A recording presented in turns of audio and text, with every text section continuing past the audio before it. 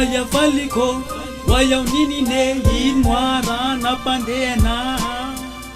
eno tsara ne fyava tsikarene ne efa hela bezan saka haina ei saka karahimwa yana nao yalana wangila kweto wo faliko somba tsarine fitiava na mekuia love anosareki mahaize agazambonenga nawo nelanawo inu antuninu ratizaka nao ratitanti nao ambarawe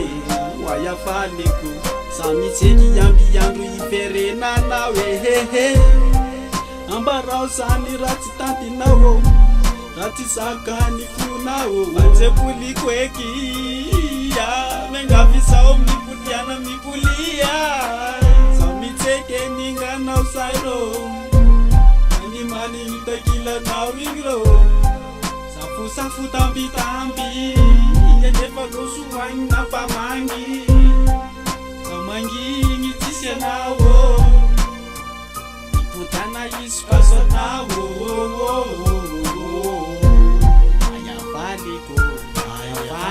Waya faliko waya nini ne reni nzanako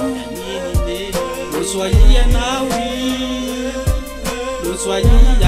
ya loso la pitai ya lote loswayi ya lote o faliko ai niliko desani kulia haliti fatseta kweke hamu nafati paseke saufunda ngadzanao fumusauidia nao faliko samenga vero niputanawe atalanga tita fatseta kweke manenge wanene miferena kwaswatawo Danam sayana wo Waya faliko waya nini ne reni nzanako loswayi nawi loswayi ya loso la pitai ya lote faliko waya nini ne reni nzanako